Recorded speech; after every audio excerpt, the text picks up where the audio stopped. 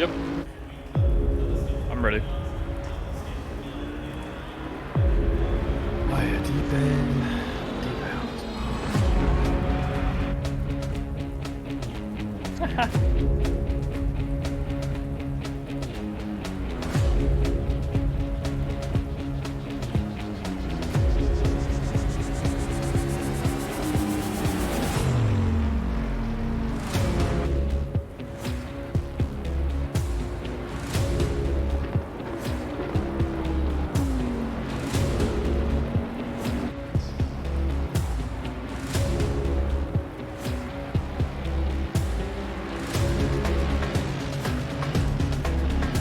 Sometimes it's hard for people to make the trip across the.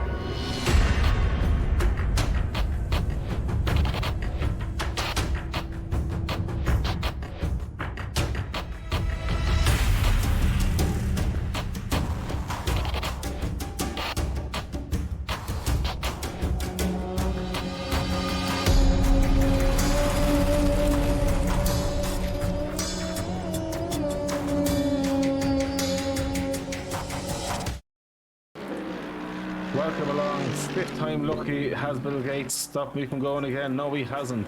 You're very welcome along to tonight's race. It is Mount Panorama, it is Monday night, it is Amigos, and it's a very, very wet panorama as Chris Wall hits the wall. Very suitable. And thankfully, again, I think he's now a regular part of a Monday night. So, Sky, you're very, very welcome along, and I'm so excited to be in the comments box with you. It's always an amazing experience, mate. How are you? Oh, fantastic! That was quite the call there with Chris Wall. I'm sorry. Oh no, it's great to be back. It's great to be part of this Monday night event here with Amigos here in the commentary box with you.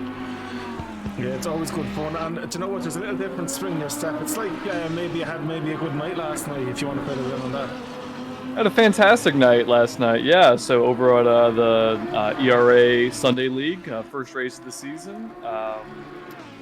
Everything went as planned. Strategy went as I thought it was going to, and ended up getting the first win of the season.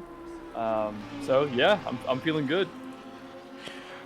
So you're feeling good, but how confident are you tonight's race? Who do you think is going to come out on top? Because Mount Panorama at the best of times is very, very tricky, and now with this rain, it's a phenomenally tricky track.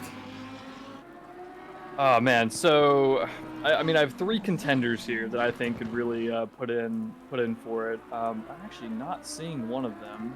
Maybe. Oh no, there he is. Sorry, I could just lost him there for a second. But I Brilliant. think Chris Tedder, Antonio Asprey, and Ross Webster are the guys to look at this week.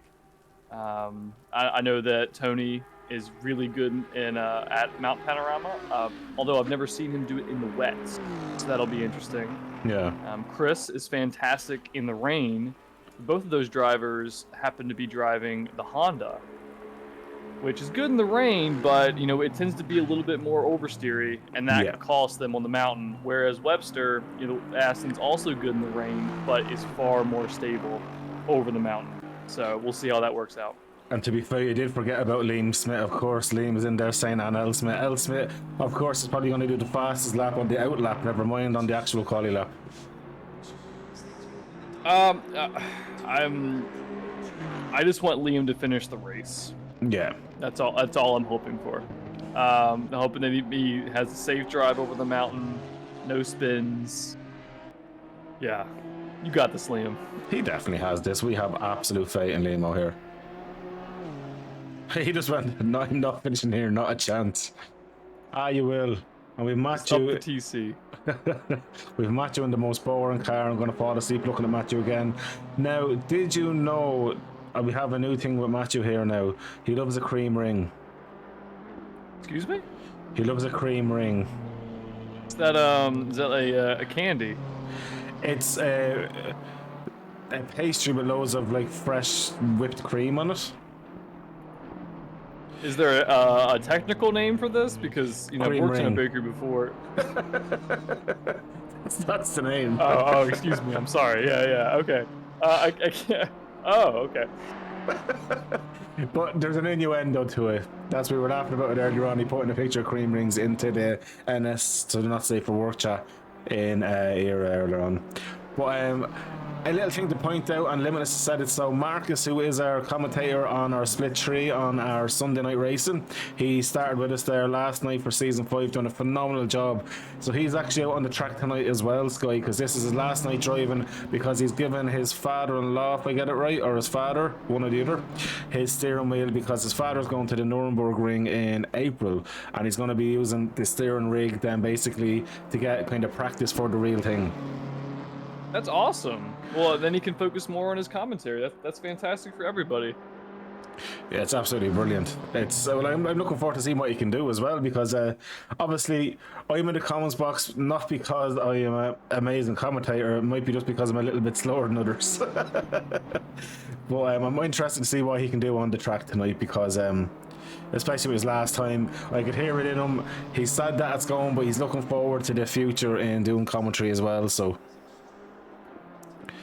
let's see what he can do. Yeah, you know, some people say those who can't do teach. I think the same applies for commentary. Those who can't do commentate, or those who can no longer do commentate.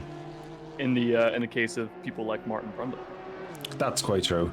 So I can race, only that I care more about the league having comms on every single split than actually racing. But I do like to race the odd time. That's why the off events is like my fun part. I never have the pace of like Seals or anything like that, but it's great fun. And that's why Thursday nights though in our own ERA, there's always the social races for anyone. If they're not doing it on a Thursday night, you can just jump in and do that. So I do like that side of it as well. So at least Marcus can he can just race if he wants to on a Thursday night, even if it's with a controller, for a bit of fun, just to have the banter with the lads. But we'll get back onto tonight because there's only 2 and a bit minutes left in this session. Glenn is saying that he doesn't like the rain, but looking at the times here at the minute, so the fastest lap is a 2:15.037. I'm going to get that up on the board for the guys out there as well. So let's go session best relative. There we go. Oh, session best relative is not showing up properly there.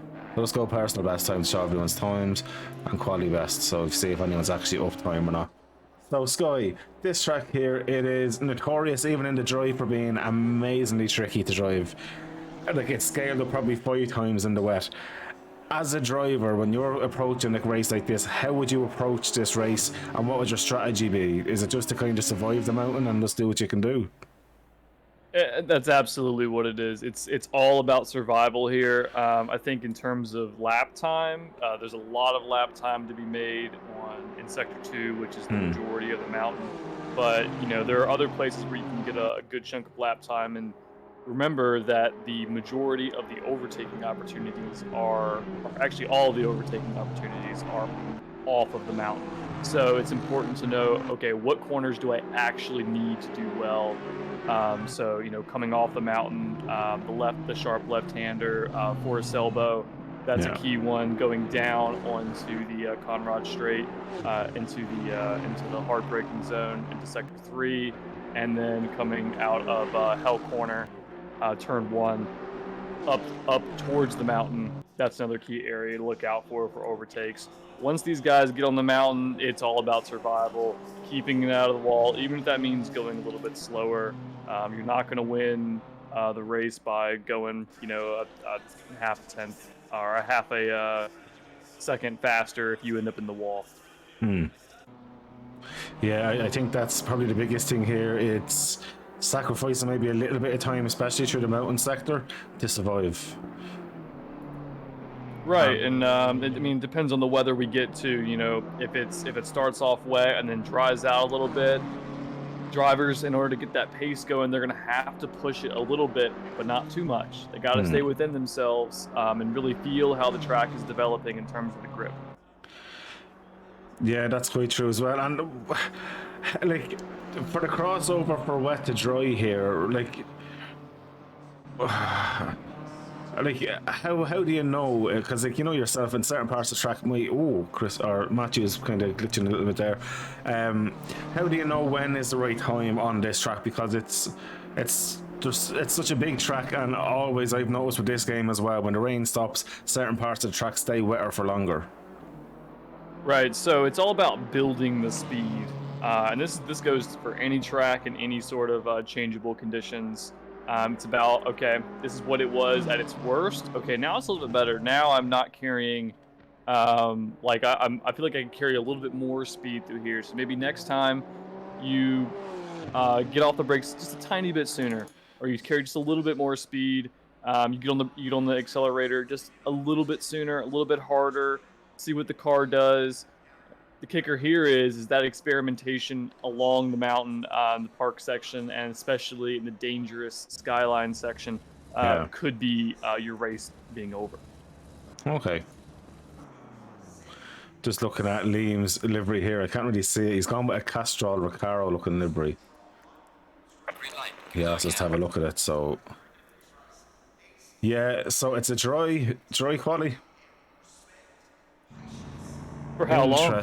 Interesting. Glenn's gone out straight away. He's not making any aims about that. He does not mind getting out of them pits.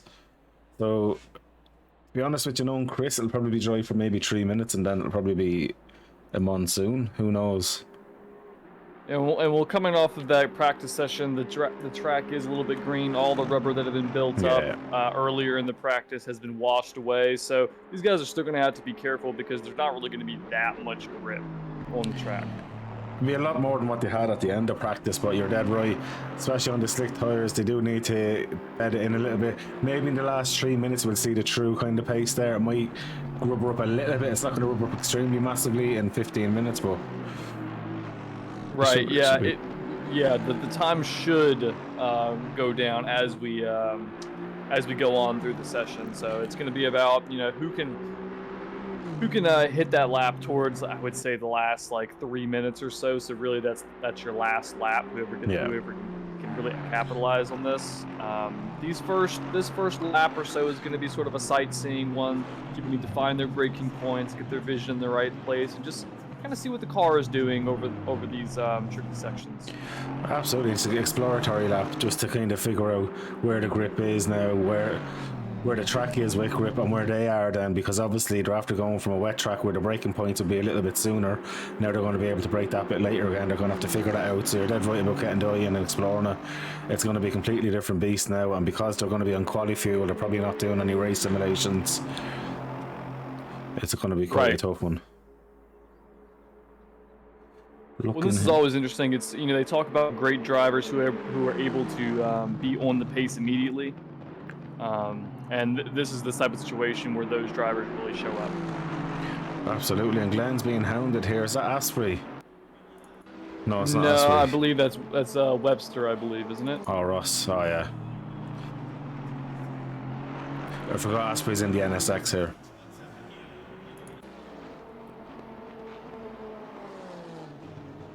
So, do you know what? We're going to stay on with Glenn's. Oh, no, Glenn's gone back to the pit, so we stay on with Ross because he was the first onto the track, really, to get going on a proper quali lap here. So, you see Chris behind, turned one wrong and ran completely wide, and that's kind of his lap already over with. So, the last thing you want to be doing is invalidating a lap. You'd rather lose a little bit of time and have to get off the power and not run majorly wide just to get a banker in at this stage.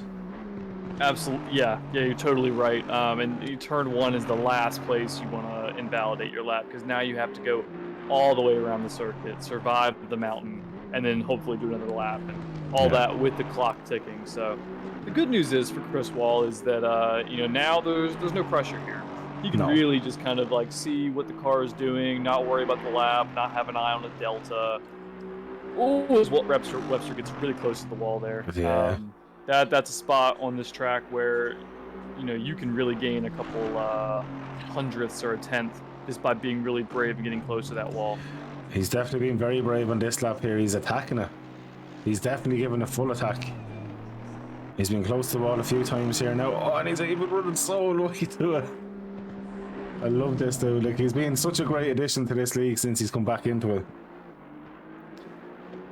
Yeah, I mean, he's been a contender every single week with or without the success penalties, which he has again this week after having another great performance in the last race. I think that's a good segue into, if you want to run through the top three of last week and explain exactly what the succession penalties is again and what happens. See, yeah, for sure. Let me pull up the last week's Watkins Glen race. So for those who don't know, succession penalties are basically a way for the field to be kind of leveled a little bit. So the top three who finish in the previous race get a succession penalty based on where they finish, with first place getting a 15-second penalty, the second place driver getting a 10-second penalty, and the third place driver getting a 5-second penalty. These drivers will serve this penalty on their compulsory pit stop, which everyone has to do, but they will just be in the pits for a little bit longer. So as I mentioned, Ross Webster last week still managed to get a podium finish, coming in third, even with his 15-second succession penalty that he actually carried over from Imola 2 races ago. So that means this week he will be in the pits for an extra 5 seconds. Gary Smith, who is our championship leader at the moment, looking to extend his lead or hold his lead over the championship, came in second place last week, and that means he will have a 10-second succession penalty in the pits. And then Chris Tedder, our winner from last week, hoping to close in on Gary Smith a little bit more this week, will have a 15-second success penalty.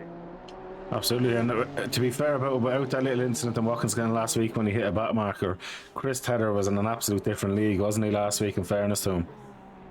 Absolutely, yeah. He was kind of in a league of his own last week. Then nobody really had a shot at him. He had, like you said, that little bit of damage, kind of. I think that kind of got him out of his groove a little bit. Then he pitted, and then he made a couple mistakes on his outlap that allowed Gary to get really, really close. But ultimately, he was able to settle down, find his pace again, and pull away. Yeah, it was a phenomenal race, and guys, you can watch that back on my YouTube as well. All them races are up on YouTube, and especially there's a race being aired on Thursday where you get to see Sky from last night dominating. I'm going to big it up to be the biggest domination ever. It was a great race. It had everything, didn't it? In fairness to it, I know you won the race, but you did get to watch it back, so you would have seen it from our point of view as viewers as well. It had everything. That's something that the league offers. There are battles up and down the grid every single week. The qualifying for the top 12 was within a second or something. It is super, super close this year. It was crazy. There's no other way of saying it. It was just so crazy. Like when I was looking at it, like 1 second for the top 12. I think all together for the whole grid, I think it was less than 2 seconds from first to last. It was, yeah. Very, very competitive grid up and down the order. I think it'll get even more competitive as this season goes on. Yeah. You don't know. Zandvoort is a very, very technical track, which is where we were at yesterday. And I think that some people just aren't familiar with it. I know that was a lot of people's first time there, but Barcelona, most drivers know Barcelona. So Yeah. Expect things to be even closer next week. 100%, and I'm expecting Adam Locke to have a good race here this evening as well. I know the Bentley's a bit of a boat, but that should be very stable for this circuit.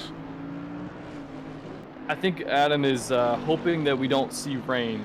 Okay. Honestly, yeah. It seems just like how close is it the to the Bentley wall? doesn't. The Bentley does tend to struggle a little bit in the rain, despite the name boat. Yeah, I suppose because he's sideways there as well. He's definitely giving it all in this lap. It's because it's one of the heavier cars, isn't it here?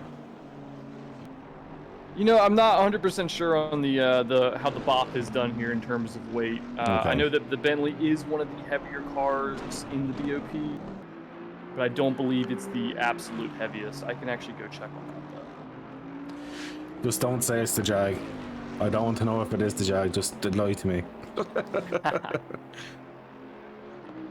So we're staying on with Adam now as he's going around here. He's up a tenth, although I'm going to jump on with Antonio Asprey. He's up 0.3 of a second after getting through the mountain as well. Although he's got a bad exit compared to what he was, he's losing time the whole way down that straight now. And every bit of time advantage he has is now gone. But John Dudley still in third. Gonna go for Matthew Gamble's up a second at the minute as well, so that brings it down to the 203.6 area. Stack getting hopefully up into third if he keeps going the way he's going. Let's see what he can do here. This is all what can he carry the speed through? He's lost a bit of time on the exit, unfortunately for himself, but up into third place regardless. I think Matty has a bit more time left in him. I'll go on with Guy Cohen. Here's a 0.7 of a second now.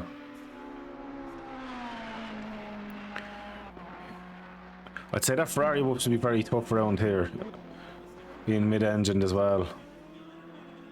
Yeah, and the Ferrari doesn't like curves and bumps, so the initial part of the Skyline section is incredibly treacherous for the Ferrari.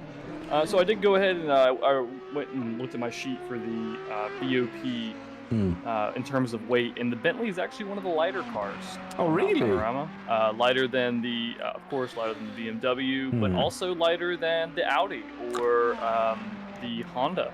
Wow, I did not know that. Mm-hmm. People call them a boat. It's a light ship. It's a cruiser. Yeah, it's a speedboat from the Voice back in the day in the 80s. Guy who he's given it everything here, but unfortunately he's after losing a bit more time. And a lot of these guys seem to be, they're gaining time, but then they're losing it in one bit of the braking, and they're coming slow on the exit, and that slowness then carries the whole way down the straights. Yeah, Forest Elbow is one of the hardest corners, like isolated corners in all of ACC, in my opinion.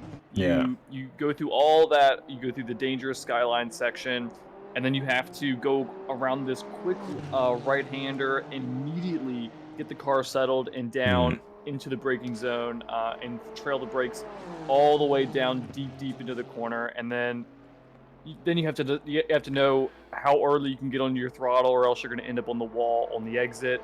There's a lot of things playing against the drivers there. Yeah, but when you get it right, though, it's one of the most rewarding, isn't it?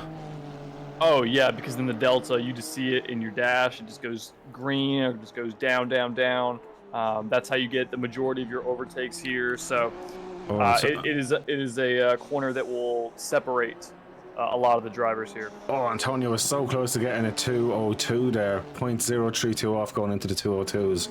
That was a great lap by Antonio. Chris Wald's up 1.3 seconds of a sec, or 1.3 seconds in this lap. But what was I going to say to you as well? So the main reason why the Skyline section is called a Skyline is from 1990, 1991, 92, 93 for the Skyline era of the R32. I would recommend anyone that watches this stream just to go onto YouTube And just type in even the hot lap from the Nissan Skyline in Bowers in I'd say 91, 92 for the Godzilla Skyline. It was phenomenal. Did you ever watch it, Sky? That was actually before my time, but you know, now I will go and watch it. Honestly, you really should. You'll understand why the Skyline was just such an unbelievable beast back in the early 90s. Like, I was only a young child at that stage, but I love, obviously, motorsport. I'll go back and watch it, and that's why I'd recommend anyone, just for that one lap. It was in the red Skyline as well. It was about 650 horsepower, if I remember right back then. It was an animal. Oh, it was so good. And another thing as well, IndyCar is starting up soon. Are you excited for that? I'm very excited for that. We're finally there. The real life racing has finally returned. I would say honestly starting this week for most people with the 24 hours of Daytona. Next week we get the real life 12 hours of Mount Panorama, 12 hours of Bathurst. And then, you know, before you know it, F1 will be starting up. GTWC will be starting up. It's a great time, isn't it? I love kind of when you come into February and into March. It's just, for motorsport, it just absolutely goes from so quiet to just like a festival. There's just so much happening. And of course, your Formula E as well. Oh, I do love my Formula E. Yeah, I know I'm alone in that, but I do love my screaming electrical motors. They're so noisy. But you know what? Like, I have to give it another go, because when I watched Formula E, it was back in like the kind of the early 2 years, and it was just horrendous. They're changing cars. The cars were super slow, looked absolutely disgraceful. But like, I can see now the cars, the battery lasts a full race. They're way more aerodynamically kind of pleasing to look at, and they are faster. I think so. I would definitely agree with the aesthetics of how they look now. Although some people do liken them to a Dorito. Which is interesting. Yeah, but sure, look, it's a aero efficient design. That's why it works. Like, I understand the reason behind it, but what I like about it is that they bring it right into the middle of cities as well. So you have that aspect of it as well, where it's like a proper street race, very, very narrow as well, compared to what Formula 1, for instance, would have to use. I tell people all the time, the Formula E at Monaco is better than Formula 1 at Monaco. Yeah, it's more suited. 100%. Yeah. They can actually, it's still tough to pass, but they can actually do it. I'd agree there. And I'm a diehard Formula 1 fan. I've been a diehard Formula 1 fan since I was a kid. Monaco, I loved it. I loved the qualifying. The qualifying for me is way more exciting than the race. Yeah, because you know that is the race. Yeah, pretty much. Pretty much. And Limitless Productions, your livery is working. When you're on track the next time, I'll get you on a lap. So go out and do a hot lap, or it's probably too late now. But we already got you on circuit, but you will get some airtime through the race, bro, and you'll see your car for your last hurrah for quite a while. But you're doing a good thing as well, letting either your father or father-in-law practice for the real-life Nuremberg trip that he's going on. So Adam Locke, no one else is really improving now. Guy is up 0.3 of a second. Tedder's lost an awful lot of time there. I think he's given up in a... No, he's not giving up. So as Chris never gives up, does he? Absolutely not. He's a competitor into the last moment. Antonio just put in a little chat. Oh, Chris slapped that wall out of it. There's no way he's going to keep that going. He is. Big Tony saying, hopefully I don't choke. Big Tony at 203.032. I was expecting to see you go back out and go back to the 202s. But to be fair, looking there, the top 6, less than 0.8 of a second. And then unfortunately everyone else seems to be probably struggling compared to the outright pace of the guys in the top 6. Chris, I think it's fine to give up. What I think Chris was going for there is he saw that Chris Wall was only 2.2 tenths of a second up on him, and if knowing Chris Tedder, I think he thought that he had those 2 tenths. If he could just do that, just get one section a little bit better, maybe a better exit at a forced elbow, for example. Yeah. And the key thing with that is, I mean, where he wants to start on the grid here, because turn 1 is really, really important. Yeah. And the lead up to the mountain section is it's very important.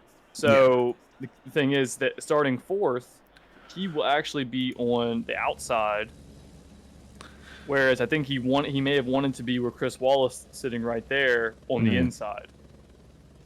100%. Because especially because, and this is a little thing about the Aston does not get off to good starts. It is the worst starting car in ACC because of its very bad low power band.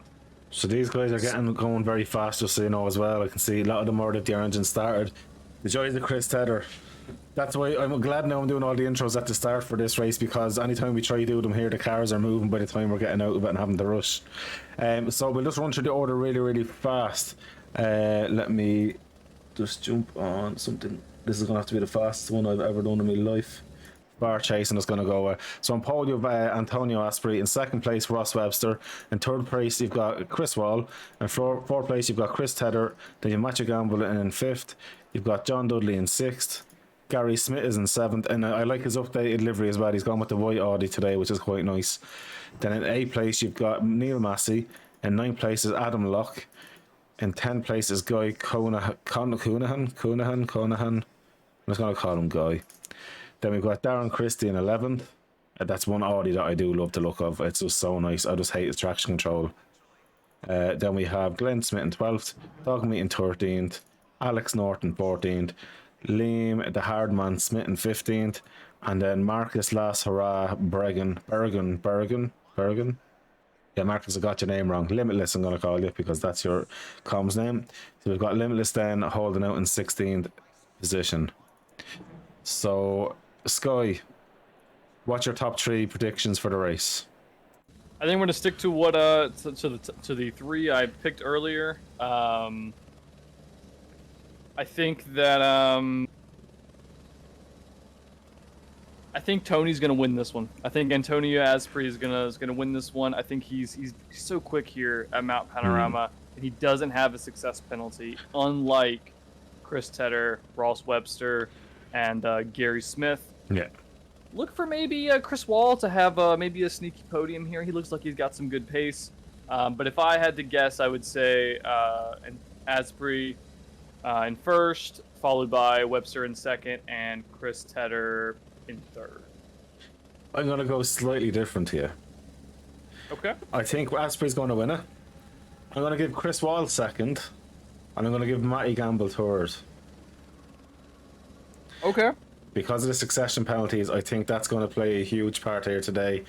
Once it's a clean start for everyone's race, once there's no kind of major mayhem, I think that's the order it'll finish, because they'll need to do an awful lot, because Matthew Gamble wasn't too far off Chris over an overall pace, and Chris Wall was slightly faster, and I think Chris was just getting faster and faster each lap. I think that Mercedes is very suited to this track, to be honest. It is actually one of its better circuits, actually. Nice. It really just suits how the car rotates and how stable it is at the back. And then its grunt down the mountain is admirable. Yeah, no, I honestly think he's going to do some great things here tonight. So I'm going to have faith in Chris Wall. Once he keeps it out of the wall, of course. We'll do that bad pun one more time, I think. Yeah, it's going to be interesting here. Very interesting. This turn 1, I think, could be a little dicey based on where people are on the grid and how I know some of these drivers like to start. So I would expect a feisty T1 and T2 here. Cool Coasters sure. After saying Matty for the win, he expects Gamble to win it. That's a dark horse pick there. That is. I expect Matty to be up in the third position spot. I think Chris Ball will be second, but you never know. It's very rare we ever get things right, let's be honest. So let's see what happens. And I expect Limo to be in a top 10 finish as well. I'm going to go a dark move there as well. I expect Liam at least top 10. 30 seconds. Pressure's on, Liam. Absolutely. So let's see what happens. Oh, 20 seconds and we're going to be lights out, and it's a very short warm-up lap to the pits. It's literally a rolling start. Once they get around that last corner, it's pretty much go.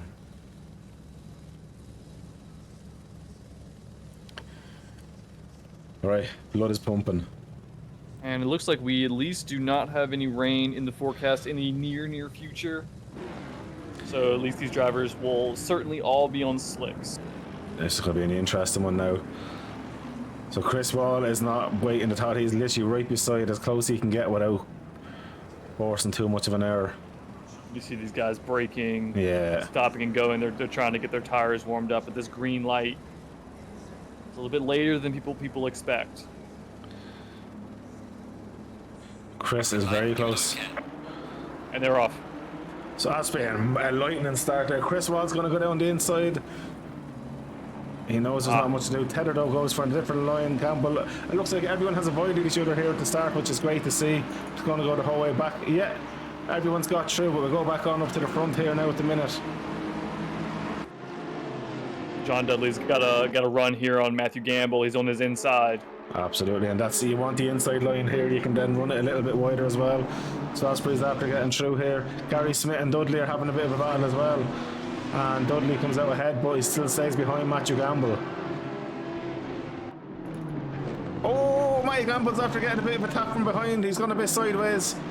And it looks like, has he gotten out of the way? There was a bit of traffic jam there. Can't really do much there. We'll go back 30 seconds to have a quick look at this here. So he's got Dudley up the inside, but Dudley doesn't go for, he knows that he's going to turn in. Gary tries to go around the outside, unfortunately runs wide. So Matty then, did he just lose it by himself? I'm looking at. It's possible. You got cold tires because Yeah, of he dropped the the early rear. formation lap. Yeah. Dropped the rear. Now it doesn't look like anyone luckily hit them, but oh, well, Dogme had a There little might bit have of a been tap. for our Honda. Yep. Yeah, wow. And now Chris Tedder's got by Mr. Chris Wall. So Tedder's flying out there. Chris Wall struck. Oh, Chris hit the wall. Oh.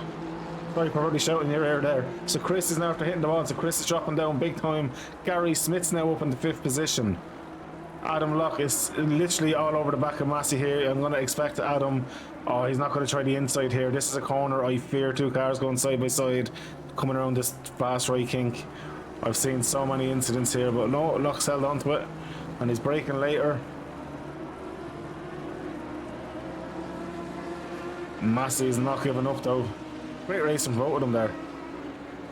It's been pretty good racing from everybody here, side by side. Oh, look at Aspie and Webster, literally side by side. Looks like Tony got a bad run out of the last corner, and now it's going to be a drag race. Oh, and he ran a up bit to wide. turn 2. This is where the Aston can really stretch its legs here. Absolutely, because especially Antonio didn't get the greatest of exits as well out of that corner, but it doesn't seem to have impeded him. He's definitely winning the drag race at present. Oh, ballsy move, runs very wide. Webster, oh, Webster hits the wall. Oh, wow. Was not expecting that. That's going to be a wet dream for Chris Tedder, let's be honest about that.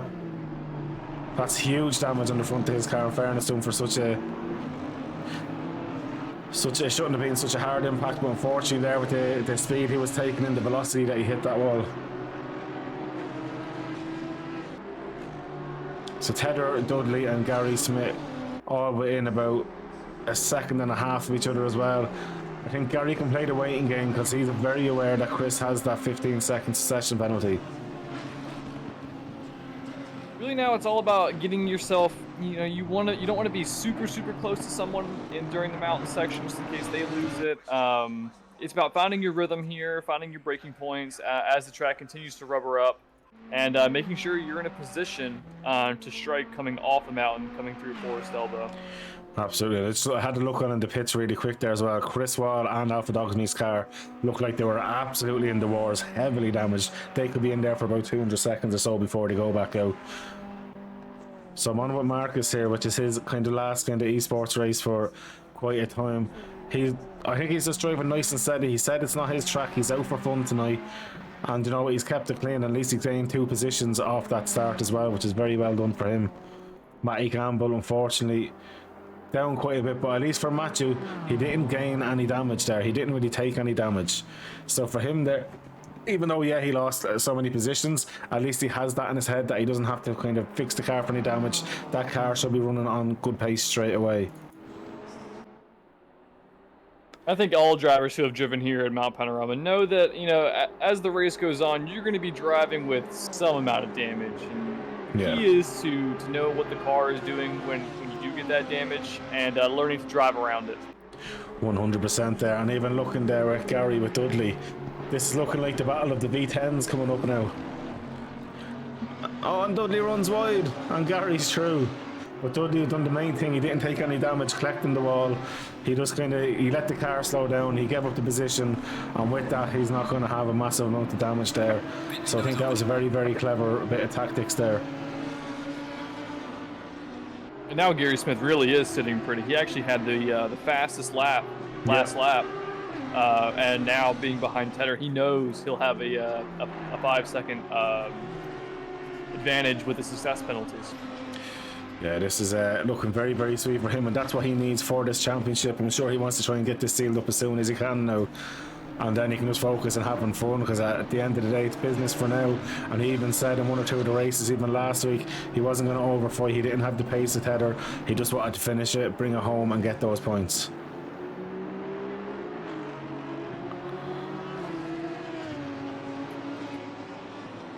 Adam Locke is still there at Massey. Darren Christie's having a great race in 9th at the minute. Look at Lima went to the top 10 as well, by the way.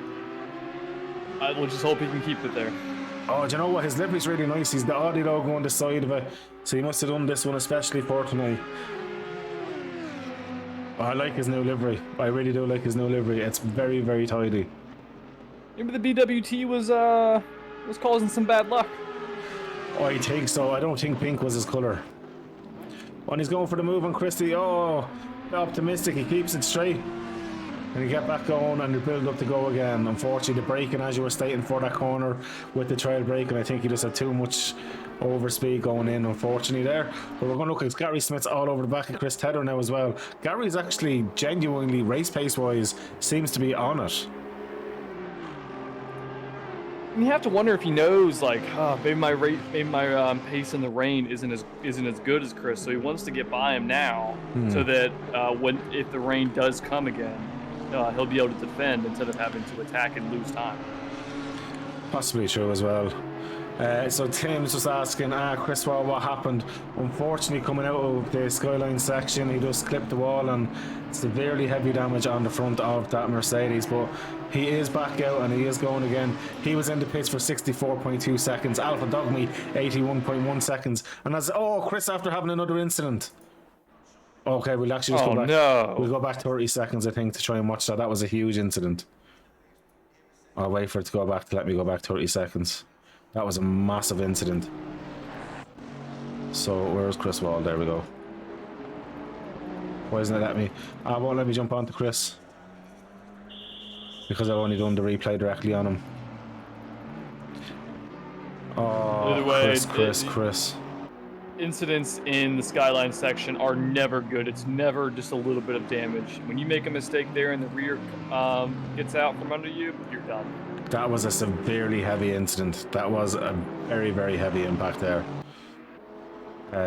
I'll just have a look as he's going. He's after leaving the session. And I think maybe that's frustration getting the better there, because he done such a great qualifying. He done such a great qualifying, was just super, super, super unlucky, as Alpha Dogme is getting the blue flag with Clan right behind him. Clan has already touched that wall a few times. He doesn't want to do it too much. Liam's coming back a little bit at Darren Christie as well after going for the move, and unfortunately in this exact corner ran a little bit too much speed. Oh, and he's going a bit sideways. Liam's after dropping it, but the main thing is he has a bit of a gap. Go again, Liam. Oh, the engine cut out. He's going again. He's going to lose out to his brother Glenn's after getting by, and Dogme, his back marker is coming up to him. So Liam's car cut out there, but he's got it back going. Oh, very unlucky.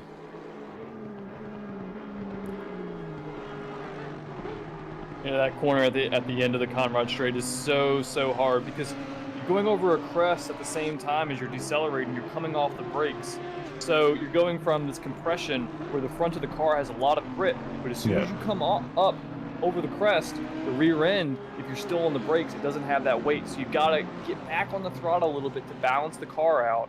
And I think that's what Liam didn't do in that case. No, he was unlucky, and I just see there that Chris Wall is in the chat. Oh, as it looks like Alex Norcott a little bit sideways. And Matthew Gamble's gone through, but Chris Wall was saying there he's pissed off, to be honest. He said the car felt mega in qualifying and wanted a result from this one. He said racing gods are not on my side lately, I can't catch a break. Well mate, the best thing to do is head down and think about the next race now, because we were really rooting for you tonight as well, myself and Sky. And look, these things happen. Like I remember, I don't know Sky if you ever had a run of bad luck, but I had a really bad run of luck. I was racing in a league in Formula 1 and I was racing for wins and for the championship at the time, and 5 to 6 races in a row people either took me out of it or like back markers got in the way and took me out of it. I just had literally 6 races where I didn't finish, even though I was running in podium positions or in the race lead. Like sometimes just a matter of shaking it off and your luck will come back around and that bad luck will go to someone else. It's just a natural thing with racing, unfortunately. Yeah, wrong place, wrong time in some circumstances. Yeah, it's just a tough one, and especially because he was only out of pits. But look, Chris, your head up. You know you have got talent in you. The pace alone proves it. But this is a track that, you know, and you were probably frustrated after the first incident, so maybe you were driving, like, you know, to get back into it, and it could be just, you know yourself, you get a slightly bit unbalanced here, and if that was on the fresh tyres, they might still have been a bit cold. And in that skyline section, there's no room for even a millimetre's error because it will send you into that wall. So a head up, mate, because we know you have the pace and we know you have the talent, definitely. This might be the most spread out of a field I have ever seen since commentating the Amigos races. Alright, that's what I'm looking at as well. So the thing here as well, we haven't really discussed it yet. If it stays dry, tyre wise, how heavy would you reckon it would be on the likes of the NSX and that, which is a bit looser? I think it really comes down to the driver, the driving style. The key thing is here is you don't want to be sliding around a lot. Raining those tires, which you can do. Oh, okay. The rudders are at Liam and Glenn going through the cutting here. Yeah, Liam smartly backs out of that one. That's not a spot you really want to send it. Liam has some good pace here today, by the way. I mean, he has decent pace everywhere, I think. It's just a matter of keeping the car pointed in the right direction that catches him out. No, he does. He always elegant. Look, I'm one of his biggest fans, and he's hurt me the last few times, but I think tonight he's going to rectify it. I've asked him to get a top 10, and I really feel he's going to do it for me. Let's see how he goes. Oh, he runs a bit wide. Yeah. It's all right. I don't know how much damage he would have gotten from there, dropping a place to Matthew Gamble there. It doesn't look like that in major on the car, does it? No, I think he's fine. These things add up. You know, it's kind of like a boxing match. You know, you go to the body early and it pays dividends later. Yeah, you that's get quite true. These little dents and whatnot early in the race, and then all of a sudden, you know, you get another one and another one, and they add up. Before you know it, you're losing seconds every lap. Can we just say Asprey with the fastest lap at 2:03.200, 6.4 seconds clear of Ross Webster already. You know, I'm surprised that Chris Tedder hasn't been able to close up on Ross Webster. I know he's running a setup that's more catered to being in the wet, so maybe he's hoping for the rain to start coming. He doesn't have that flat-out pace that Webster does, but you know, I thought with Ross's damage that he would still be able to find a way to get a little bit closer. Yeah, I'm just looking here at Matthew Gamble and Glenn side by side. To be honest with you, I reckon Chris Tedder is just doing what he can do. I think Gary Smith's playing the waiting game because I think Gary has a bit more pace than he's shown. I think he's just sitting back instead of overfighting and ruining his tires. Gary may bring this whole way to the end, and he knows there's a possible, you know, P2 in at least. So, you know, he's only 5 seconds off Ross Webster as it is at the minute. So if they both pitted and it was a splash and dash, you know, that could be maybe, you know, him jumping Ross Webster. Well, Gary has a 10-second while Webster has a 5. Oh, yes. Sorry, yeah, sure, Gary was second. You're good, you're good. Ooh, Glenn hit the wall again there. And that's what I was talking about, you know, it get one, you're like, okay, no more, that's it, that's my wall hit, but They have the walls have a tendency of finding you again here. It's not like lightning. Absolutely not. And now look at Liam is all back over the brother again. I have a feeling if he gets by Glenn, he just gets a bit of free air. I think Liam will fly up the grid. I think he can get past him here. I'm not sure. It doesn't look like Glenn got that good of an exit. And with the toe here, the Audi should have an advantage. You can see Glenn is definitely carrying a bit of damage now in the front. That bonnet is starting to shake a little bit. I think Glenn will let him go through the kink here. Yeah, he'd no choice. He needs to be careful. There's a bump. Okay, he got through. Oh, a bit wide. So Liam, I think, is struggling with his braking point there, and now Glenn's going to try to come back. So Liam, when he's doing these overtakes, I think he's just braking slightly too late there. If he just kind of calms it a little bit with his braking into that section alone, that'll help him massively. That's not an easy spot to brake in. No. There's no clear braking marker because you're braking between the 150 and the 100 boards here. So it's about having that feel, and that'll change throughout the race as your tires degrade, as the track rubbers up some more, as your car gets a little bit lighter from the fuel burn off. So it's a constant evolving marker. Yeah, definitely. Rally there. Definitely is. I'm going to jump back on with Chris Tedder here as he's going around. And thank you very much, Gulf Coast here. Very, very nice in saying that. And I think Sky brings something extra to any broadcast I do, so I love having him in here. And Sky, I'm going to say that's all down to you that he's saying that. I think it makes it, what major race broadcast has one person doing the commentary? It's always two, at least. Well, that's true. Well, unfortunately, when I'm by myself, I don't mind being by myself, but I love having you here, Sky, because, as you do the academy side of things for our league, your input is always very good for drivers as well to listen, because you'll be able to understand the exact feeling of what they're doing, even down to the little bump. That little bump that you're talking about on the exit of that little on the kink. Little right kink is just terrible as well. It puts you right off with your braking. But you add something to it which I really enjoy, and I did tell you already you'd make a great commentator. Absolutely. Maybe one day. I think, and yeah, one day, because I know you're super fast and enjoy the racing as well. And Chris Wall, you are always welcome in any of our streams. There's no such thing as not being as good as Sky. Everyone is great in their own right because everyone brings a different flavour to commentary. To be fair about it, I'm always very, when I look at someone's commentary, I love that everyone does it different. So even when I was looking back at Limitless production last night, he done a great commentary. It's only his second ever stream, so we're delighted to have him in split screen. He's doing an amazing job. And if anyone hasn't watched it back as well, definitely do. So when you go onto my Twitch page, you'll see suggested channels down the bottom, and you'll see Limitless Marcus there. Jump on and give that guy a follow and give him a watch. He's absolutely brilliant, and he uploads all the stream to his own YouTube channel as well. He's an absolute gent. So coming back onto the racing, so Tedder is starting to pull back into Webster now. And we could be looking maybe at Chris thinking, you know what, I'm going to preserve my tyres for a few laps like he's done, and now he's going to give it a bit of an attack for a few laps. We haven't seen it on the cameras, but I have to wonder if maybe Webster's hit the wall another time or two. He has done. Like I said, yeah. I mean, the acid does look like it's taken a bit of a beating. I'm not sure if all that was from that first initial hit on turn 2. That would have been, yeah, that was turn 2 because he hit the wall that time. It was a heavy impact on that wall, so that's what caused him the damage that time when he's racing with Asprey when he ran wide that time. And unfortunately, it doesn't look like it's hurt him too much. He's obviously now 8.5 seconds off Asprey, but he's holding his own with Tedder, and Tedder has a very healthy car. Now maybe Tedder isn't driving at 100% just yet, and even Gary Smith is kind of sitting there lurking, I think, waiting. As Ross Webster's actually in the pits. Do you know what? It's probably not a bad idea. Maybe just to get the damage fixed now and just get out into it, hopefully a bit of clear air, because there is a few gaps out there. If he can sit back into around the Matthew Gamble between Christie and Gamble, or just after Christie, you'll have a good buffer either side of him.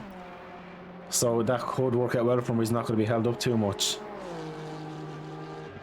We saw him go for this strategy last week as well, where he did pit. I think it was around the 40-minute mark. So I think he's a bigger fan of getting the pit out early and then laying down some pace and clean air and making overtakes through the pits. Okay, looks like he's having a long pit stop here. So he'll be fixing the damage, and then he will have that succession as well. 5-second success penalty. Yeah. So he will be in here a little bit longer. I would expect him. I don't know if he'll really drop many places. Maybe one to John Dudley, depending on the timings. But he's in here quite a long time, though. Maybe the damage was longer than we anticipated. He's only leaving now, so it'll show me the pit stop now in a second what it was. I'm going to stand up until he goes out. 44 seconds stationary. So that was quite a long pit stop. So you can knock 5 seconds off if you want for the time penalty. That's still 39 seconds in there, so that was a lot of damage, unless he's changed tyres as well. It would be quite a move to change tires at this rate when we have the weather forecast that we do. I'm not sure I would go with that, knowing there might be rain on the horizon. Maybe it might be that late to the end that he might be comfortable. Look at this though. Gary Smith was 3.8 seconds off. Now he sees that Chris Tedder fight's over. He's now 1.3 seconds off him. So I'm telling you, I think Gary was literally just waiting to see what was going to happen between Chris and Webster. And now that kind of battle is now no longer when a lap or two as Chris is going into the pits. So now Gary's going to stretch his legs here. Now he's got about a buffer of about 12 and a bit seconds to catch Asprey. 13.7 now is the time. So let's see, will Gary open up the legs of that car and see what he can do. Now he does have a back marker coming up to him, but look, you know what? That back marker is Marcus Bragan doing a great job out there, and I'm sure he'll be very spatial aware to let him out of the way as well. I think Marcus will know where he's at in the order here and not fight it at all. The tricky part is where do you let someone over the mountain? On the mountainside, it's going to be quite tough. But Joe, I'm impressed with Marcus as well. Not a bit of damage on that Ferrari by the looks of it. That's the key. That is absolutely the key. If you it doesn't matter where you are on the order here, keeping the car clean on the mountain. I can see you punch well above your weight here at Mount Panorama. So I'm interested in seeing here now, will Ross Webster be able... as Alex North after dropping it, we'll go back 10 seconds for a quick look. So coming around the last corner, too much of the carb, lit the rear tyres. That's always going to happen there. So what I'm interested in, Chris is coming out now of the pits. Ross Webster is just about to go around to turn 1. So it looks like Tedder has got out there. So Ross Webster has been massively impacted. Because don't forget, Chris Tedder, the 15-second succession penalty, and is still out about 12 seconds ahead. So that's unreal. So obviously that damage has cost him an awful lot here tonight. What was Chris' pit time? Chris' pit time 31.1 seconds. Wow. Yeah. So that either Ross had a lot more damage than we originally anticipated, which I would think then would mean he's about to really put down some serious lap times. Yeah. Or he did change tires, which is I can't see him changing tires this early in the race. I'd be shocked, to be honest, because it's only 20 minutes in. Them tires will be nice and full of life still, to be fair about it. Maybe just the damage was an awful lot, because that was a very, very heavy impact. He could have done that with the suspension or with the steering there, and maybe he was just such a good driver he compensated for a little bit of it, but maybe thought, right, enough's enough. I was looking at that. That's great to see. With Glenn just getting it straight out of the way, Chris Tedder knows it's not his race. Right before Skyline, Glenn dipped a wheel in the grass there on the exit, and if I was Chris there, I would have had a bit of a heart and mouth moment. Is that all it takes is one wheel there, and on some of these vehicles, and they're spinning around, and Chris is coming around that corner at hundreds of kilometers an hour, and there's not much you can do. Just hope that he doesn't spin in the direction. No, exactly. We're going to jump on with Marcus for a minute while it's kind of gapped out a little bit. I want to give everyone a bit of airtime as well. Now, Gary Smith, though, is now 15.8 seconds off Asprey, so maybe Asprey is kind of pacing himself as well, and as he sees someone getting closer, he just stretches the legs a little bit. That's exactly what I would be doing. Once you've got that sort of gap that you're comfortable with, for me, that's that's about 5 seconds. Really, then you don't have to push every lap. You just manage that gap. They get within 5 seconds. Okay, now you push a little bit more, and you can actually see what your pace is compared to theirs. If you're able to manage it and keep them there, then they have to continue to push up to you, scrub their tires maybe a little bit more, and when they get to you, they won't be. I think Marcus just had a bit of an incident there. I'm just going to go back on a replay. Sorry, in through Skyline. Because I thought he was letting guys out of the way. His car went silent. I thought he just pulled over, but it looks like he might have had a bit of an incident.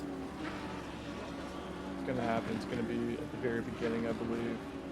Oh no, gets through there. Oh, just the rear went, and Dipper. Yep. That Ferrari does not like any kind of bump, and that goes to show it there. It unstables the car way too much. That was very unlucky for him.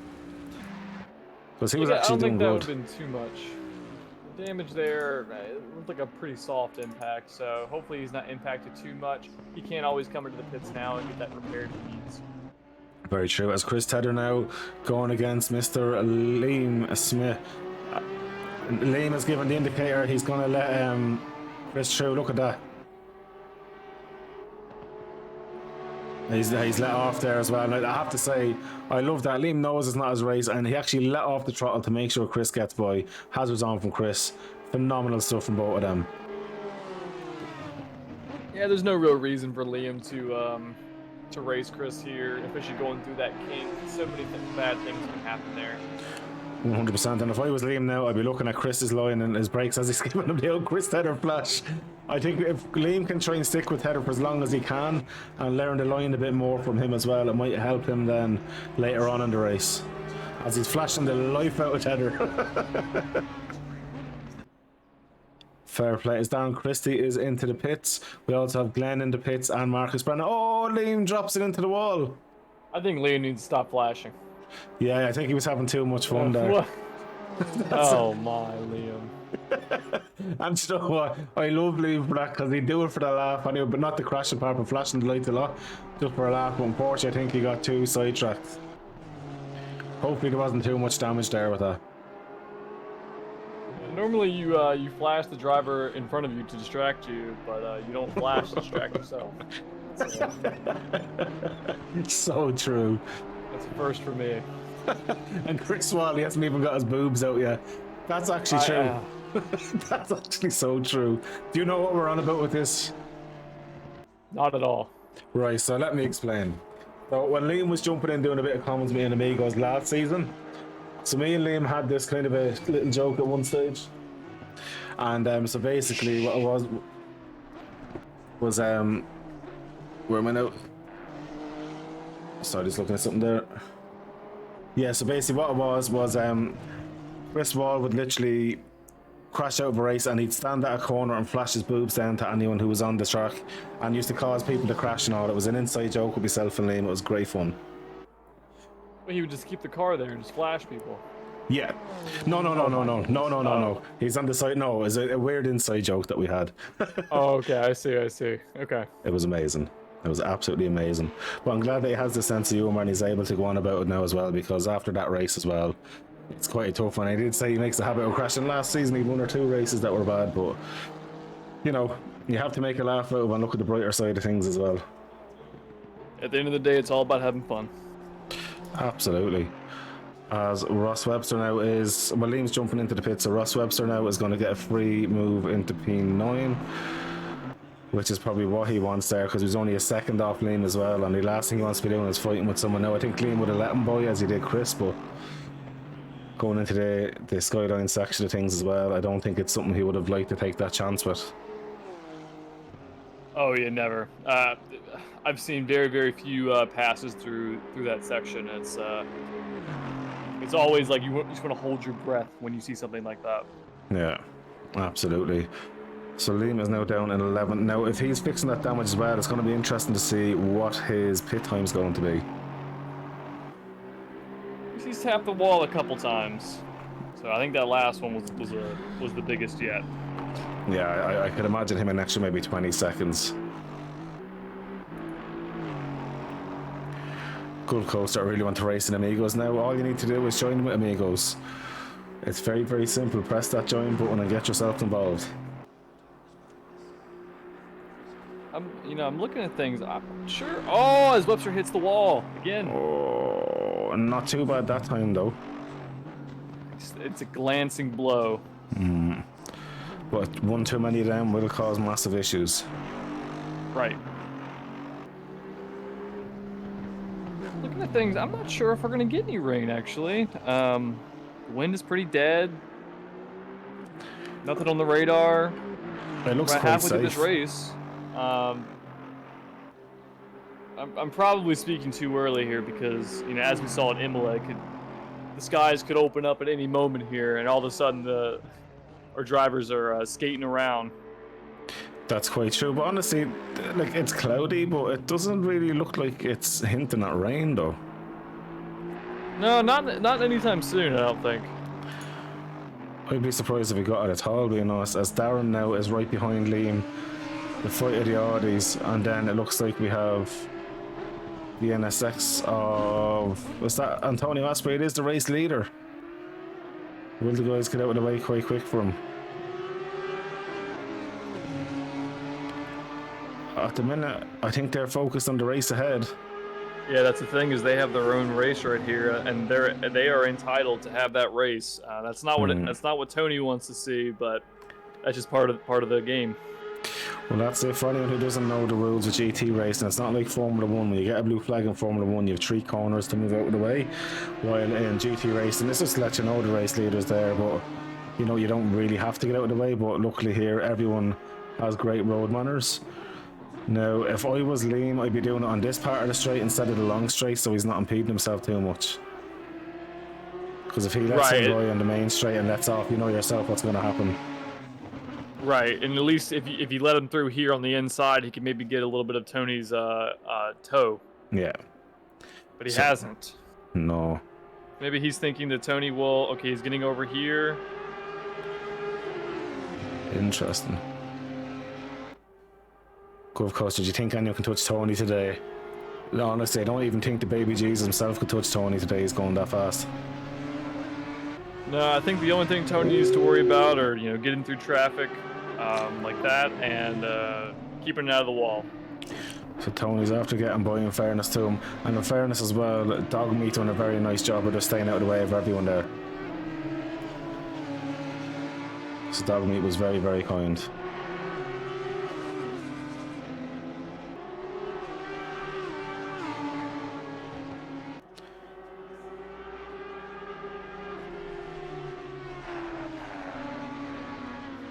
Oh, Liam's after hitting the wall. Oh. He's kept it going, but that was a sideways exit and clip of the wall. The wall kept him going straight though. And you can see he's definitely struggling there with a bit of steering input. There's quite a bit of damage on the front of that car.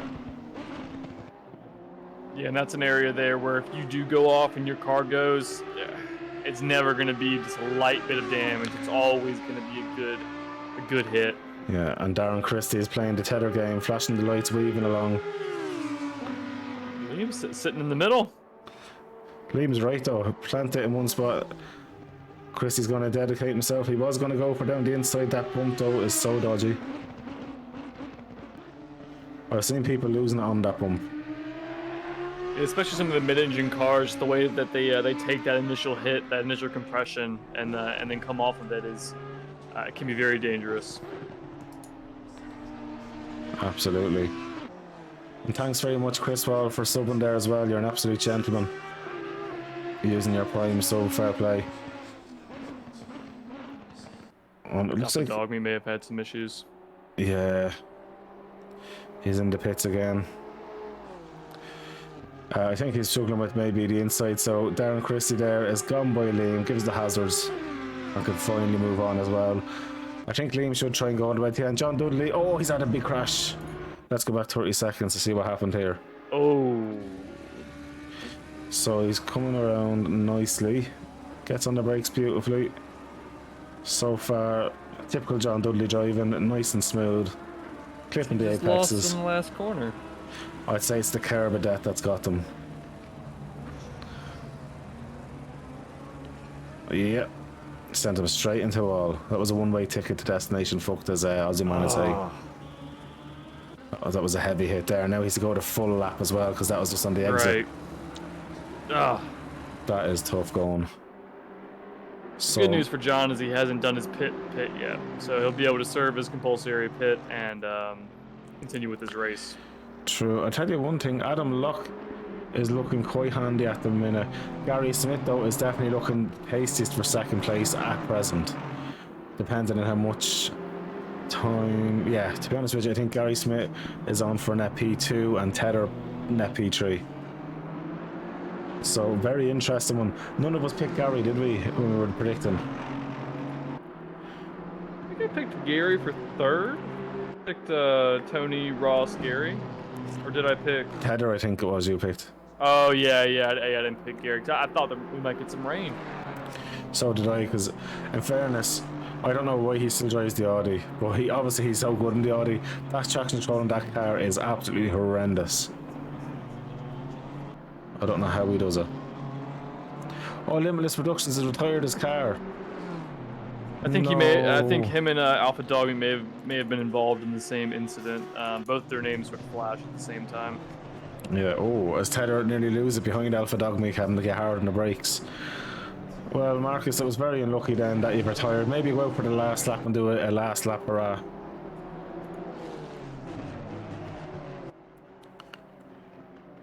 I got my race ruined not by myself originally. Oh, okay. Maybe we missed something there then. And that's why he was probably at the back then, because I was wondering why. Ah, that's unlucky, mate. As John Dudley is in the pits. John Dudley has jumped into the pits, so this is now where we're going to see a bit of a change. Now, the only thing is, I think Gary Smith at the minute is looking very, very strong for P2. And Tedder genuinely is looking very strong for P3. Depends now how much damage Dudley has to see will he come out behind Webster. I don't think he'll go behind Alex North. Alex North's too far off, but he might drop down to P8 possibly.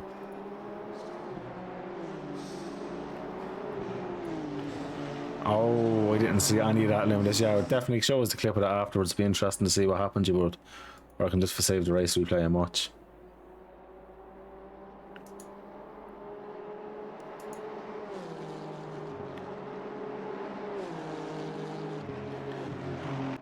So at the minute, we're starting to kind of get a little bit closer with cars again. We're starting to come back into the business side of things. We have, what, 1, 2, 3, 4 cars at the pit. Alex North, Matthew Campbell, Adam Locke and Asprey out in the lead. I think Tony will probably wait till the last 5 minutes, knowing Tony. Yeah, or until he encounters some blue flags again. That's typically a strategy. You know, you try to avoid the trouble where you can, but you know, if you encounters them in good places to pass, then it's not that big of a deal. True. Glenn just had a heavy hit there in Skyline. Oh, he's now in the pits. Double yellows. Yep. Oh, not what he needed. He's still ahead of Dogmeat though, which is good. That was a very big crash, a big off his right. Asprey doing exactly what he needs. Now looking back as well, Matthew Campbell's 5.3 seconds off, 5.1 off Adam Locke, so that could be an interesting battle developing between them as well for position after their pit stops as well. And even it depends how quick their splash and dash is, and each of them could be the difference of possibly a jump through the pits if there's any damage or anything like that as well. Tony, I'm impressed with oh, go ahead. But go on, I'm just looking how well he's just driving. He's on it. This is one of I know this is one of Tony's favorite tracks. Okay. Yeah. Makes sense. So even in the Honda, how twitchy it can be, he's pretty comfortable in it. Yeah. You can see that definitely out there.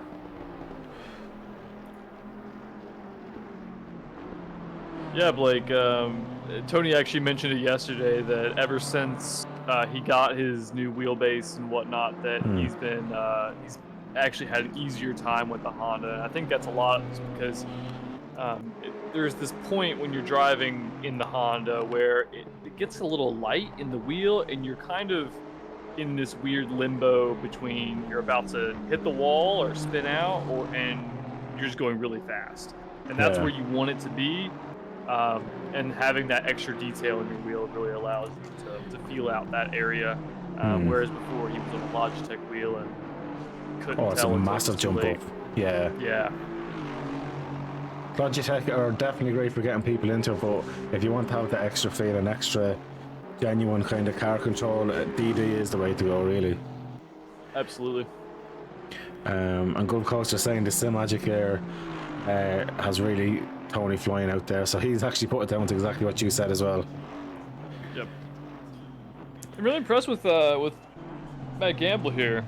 After that, you know, lap 1 spin there at the cutting, he's really put his head down and had a nice consistent race. Definitely, I think he'll put himself ahead of John Dudley here by the looks of it. Yeah, he'll have to pick up the pace for sure if he wants to challenge for a podium position. But yeah, P4 after starting with that spin and then working his way all the way back up, that's a good race. Yeah, I don't think I can see him getting the podium today, if I'm being absolutely honest. Look, I have every faith in Matthew, but the timing might be against him with having Tedder there and Gary Smith. Because Tony, for me, unless he has a major fuck up, is going to win this race quite comfortably. For sure, yeah. Never over till it's over here. Every time you go up and down the mountain, anything can happen. All it takes is one mistake. 100%. That's the only way it will happen, is if he causes the accident himself. And he's in a position now, he has the fastest lap by quite a bit as well, so he can kind of, if I was him, maybe start to cruise maybe in 10 minutes to go, and maybe just kind of go a second, maybe half a second slower each lap. As Liam is in the yellow. Liam's had a big crash. Let's go back and have a look. So go camera. So Ultra Skyline.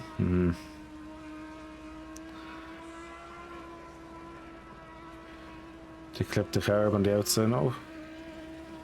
Oh no. Yeah, got the braking wrong there. Yeah. He just get. Ugh.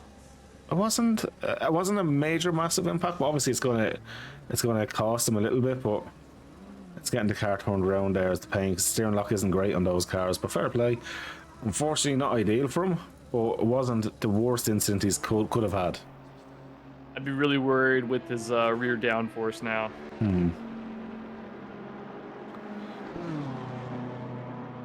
Well, it was the rear side he got, so the rear downforce shouldn't have took too much of a beating there.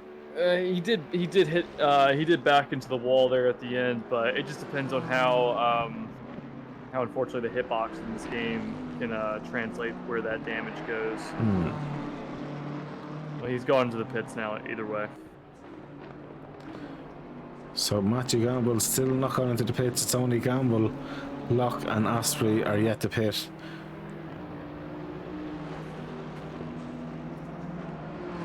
Oh, it's still a long way to go really in Mount Panorama. Every lap matters here. Oh yeah. Gary is starting to pull in a little bit to Matthew as well. Matthew is only 3 seconds off Locke. Gary is 6.1 behind Matthew. Gary has pitted, so it goes to show a good decent pit stop. I know Gary had his succession penalty 17.3 seconds. Then the faster one was Alex North, 6.9 seconds in the pits. So that's the difference between a splash and dash and a succession penalty and any damage. So it's a cool coaster. At least he's not on the Porsche. That thing was a nightmare last night after I got rammed at turn 1. It doesn't look rear damage at all. I'd say the Porsche is a bit of a tough car to drive anyway, is it, at the best of times? The thing about the Porsche is it actually doesn't have a rear diffuser. So it's not getting a lot of ground effect. Everything comes from that big wing it has. Yeah.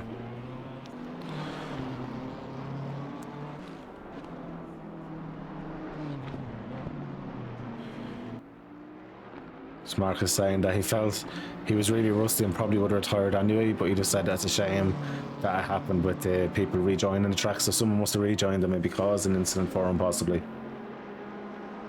I mean, all it takes is even if they don't make contact with you, especially when you're in a car like the Ferrari where you have a very sensitive pitch balance, or you're very sensitive to pitch. you get on the brake, you release the throttle in the wrong way, and all of a sudden the car is unstable. Ooh, as Matthew Gamble goes wide. I think Liam's just having another incident he has. Let's have a look at this one. But Liam, just keep it going, brother. Surely this must be Liam's favorite track.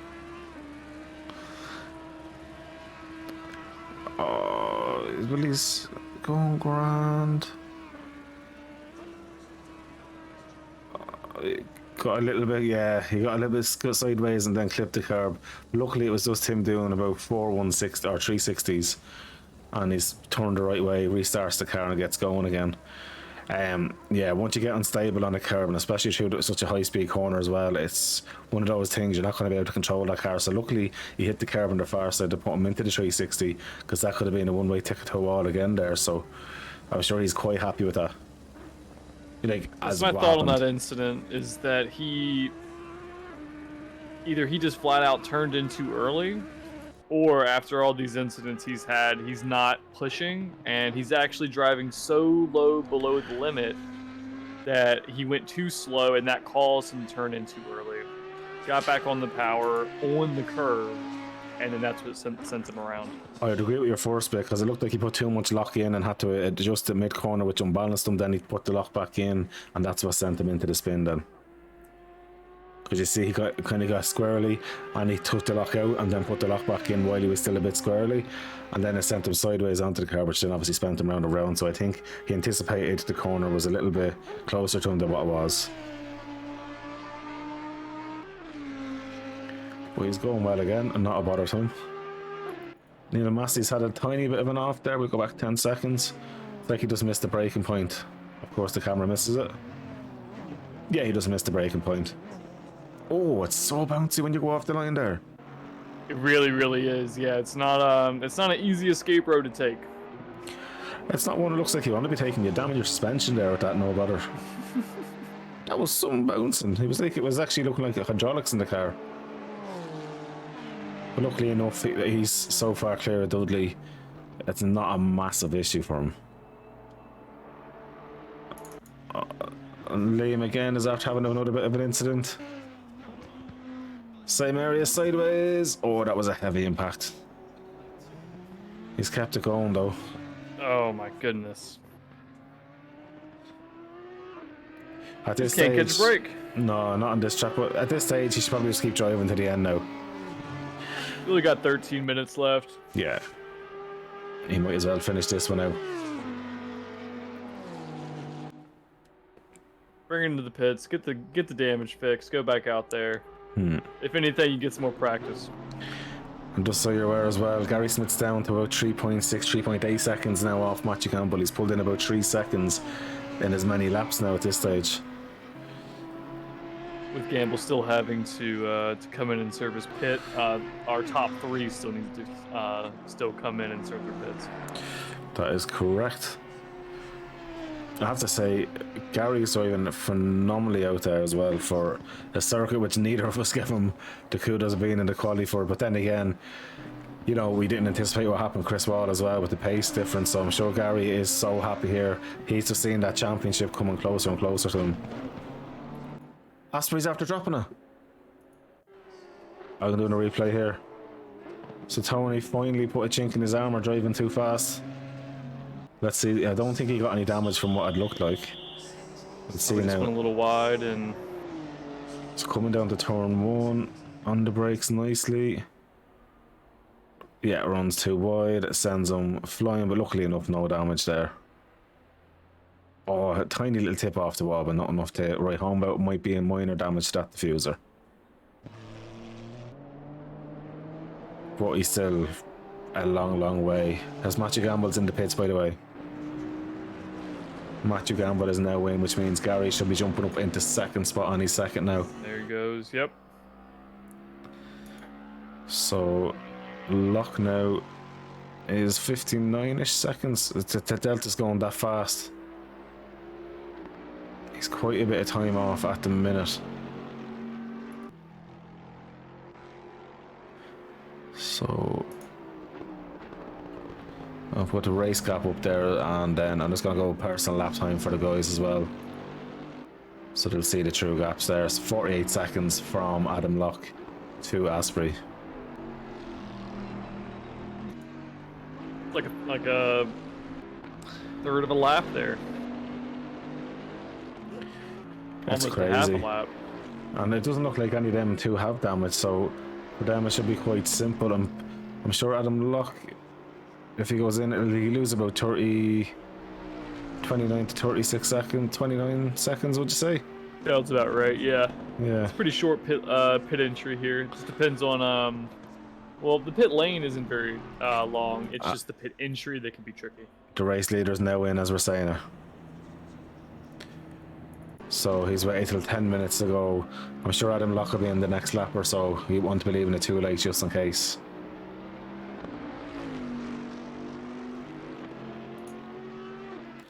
Darren Christie's had a moment. Not too bad though. He just flashed yellow for a second, so he might have just got a little bit squirrely and got it back on the right way. Liam Smith, I think, oh, he's had a massive accident again. Unfortunately, I'm going to watch this one more time, Liam. Sorry about all the replays.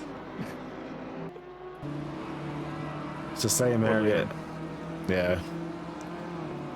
Hopefully he just gets it repaired and goes back out. So he's on, it's the same area again, yeah. It's got Skyline completely wrong, the rear went to him, and another heavy impact.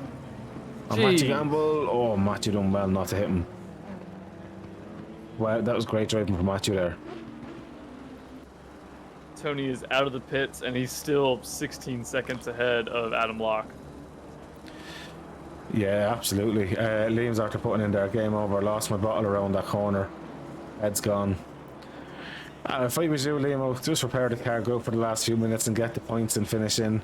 You've done a great race all race, and you were like your first stint in that race was amazing. You're doing so well. Unfortunately, once you get any bit of damage here, it's probably true. Skyline is probably catastrophic how it feels compared to what it really is down on a normal track, just because it's such a unique section of racetrack. So Massey's 1.8 seconds off Gamble now. The main thing is Gary Smith is about 20 seconds off Asprey as we speak. Tedder's 11.5 seconds behind. Then Webster's only 5.8 seconds behind Tedder. Now with 8 minutes left, I can't see anything major changing unless an incident happens. I think that's right, but at least hey, we do have a battle here potentially with Massey and Matthew Campbell. I think that's going to be the closest bit of racing on the track. I hope Liam does get the car back out there and gets the few points, finishes the race. And I love his new livery. Please get out there, Liam. Let that livery come home. Don't be carrying the pink. Oh, as Massey takes that escape out again. Oof, what a horrible. I'd nearly try and drive over the curb and drive over that. That is horrendous. You feel it in my back. I'm not even out there. Back brace needed big time. 5 minutes of damage, Liam says.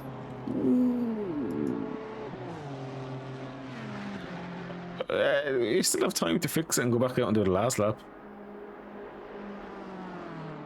We want to see that Audi coming home. Exactly. We want to see that Audi with the new livery as good luck.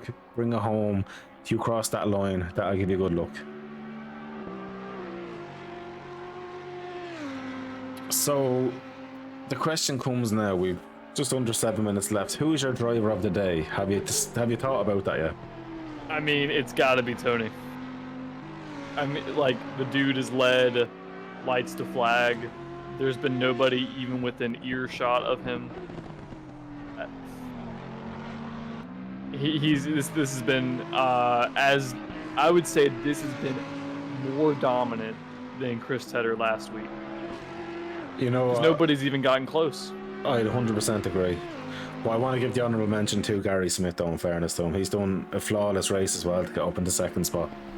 I think Gary's had the most. He's gained the most positions on the grid for sure.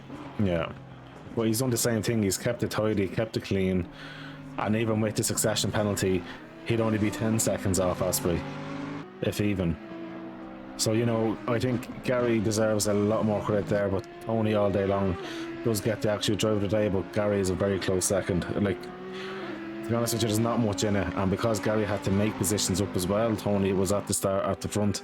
You can't really penalise him for being at the front because he got what he needed done in quali, but it was so close with Tony. Yeah, definitely deserves it. Right, because in my mind, driver of the day also it should include qualifying, even if only a little bit. Oh, but it has to, because he got the car where it needed to be to get the clear start and then just to kind of pull away. Now it looks like Adam Locke is coming back at Matthew Gamble. 1.5 seconds. Go on, Adam. 5 minutes left. Gonna have two or three more laps left, it looks like. So he's got the time. He's gotta close the gap now and set himself up for an overtake. Absolutely, and he's been driving a very, very good race as well. I think he's one of the other one or two that hasn't actually got much damage. And that's really the key around here. Yeah. So I think what track was it we were talking about this before? Misano. It's the kind of track, for the way we were discussing about track limits, it's good to drive a little bit under your pace, while here it's good to drive under your pace to save any damage. Because it's inevitable, if you do go off on this track, it's going to cause you damage. Right, even like we saw Tony earlier going off turn 1 here, you know, all it takes is getting into the grass a little bit, hitting a bump, and then all of a sudden you're spinning. Yeah. And you're in a wall. So you're really not safe anywhere on this track. Maybe at, you know, there's a lot of runoff coming off the Conrad Straight. Yeah. But other than that, I mean, there's a wall pretty close to you throughout the lap. Oh, and Locke rubbed it as there. You say that. Yeah. He just rubs it there slightly. So looking at Alex now. Alex has done a good job as well. So looking at the positions gained, 100%. Gary has the most amount of positions. Adam Locke up 3 positions. Alex North's up 4. Even Liam is up 5 positions. So Liam, get that car out there, buddy. Liam's up 5 positions. Oh, 2 positions. Oh, okay. And he is back out there now with the hazards on as well. He's the indicator on. Ooh. That part of the skyline is catching him out big time, unfortunately. But he'll keep the head in. There's only essentially 2 laps to go. And looking at that, Adam's a little bit off. But we'll stay with Alex North and Christie, because that is actually the closest bit of a battle now on track. 1 second in it. Who do you think is going to come out the winner of this one? Oh man, I mean,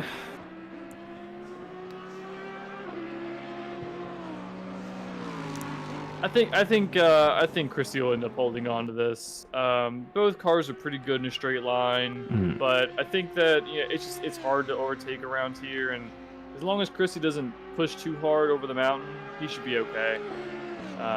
They've got probably 2 more laps left here. So, not only does North have to close in a full second gap, but he'll then also have to complete an overtake. But, you know, that's why they continue to race. Yeah. If we called it earlier, you don't call it at 30 minutes in. You call it an hour in, you know? Yeah, yeah. Absolutely. And Chris Tedder looks like he might have a little bit to play here as well. Because what if Alex gets out quick enough in time, because Tedder does catch him, he can then just tow with Tedder and try and get a sneaky overtake done that way. Although it's probably a little bit too gaffed out. Yeah, I think it's just too far out. I think Alex has to have a really good mountain section here, but he's bringing in too much time. He might be content with a top 10 finish. He's have to pull in a lot of time there to Christie. Oh, he's sending it, but you look like he went pretty wide there. Oh, he's dropped it there. He did, yep. The camera didn't move from, so we'll go show it. Yeah. Oh, that was a heavy impact as well, but he'll surely drive it home. So back on here now. Leader is on the final lap. Give it all you can. So we're going to jump on with Tony for the last lap. Very, very dominant performance from him. Obviously, if this is one of his best tracks, there's a reason why he's so dominant as well. That was phenomenal stuff from him. And I have to say, I think you're right what you said earlier on the race. It's been the most gapped race we've seen in quite a while through the whole field. Yeah, I mean, I think a lot of it is just people not feeling rain comes comfortable to now. push the whole lap. The rain is coming now, the last lap. Wow. Would you believe it? Out It's of only a nowhere. light sprinkle, but Tony at this point is like he didn't even use the curb there. He is Nah. cruising to a victory. Yeah, he doesn't need to push it anymore. Nope. And Gary is he thought maybe he would get to go to the whole race without this. I'm interested Wow. to see what Chris Tedder says about the weather, because I thought he was expecting some rain, and that may have hurt his pace overall. Yeah, 100%. And it's looking like it was going to be quite a hefty bit of rain if it was to stay going. Yeah, the race ended just a little bit too soon. If only it was 90 minutes. Yeah. Oh, we would have had a spicy old race then. Yeah, spicy chorizo then. Tony is taking it real easy. Oh, he has to. Especially with getting wet now, in case you do hit a curb and there's a bit too much rain out there. Because them tyres will be losing pressure, or losing temps now as well. Track is greasy already. All that rubber that had been built up over the course of the race is being washed away. And that with the dry tyres, temperature's going down. Track temperature going down as well. Griff just won't be there. Yeah, look how easy he's nearly freewheeling into this. Ah, look at that. It is slippy there now. Honda drift. I'd say maybe a bit of poo came out there thinking, no, don't go around. Flashing the lights and around the last corner to the most dominant win of this season. I think it reminds me of the one with Gary and in Indianapolis in round one. Gary was in a league of his own. As Tony goes straight into a wall sideways. I think he was doing a bit of the Schumacher thing where he would saw at the wheel after winning.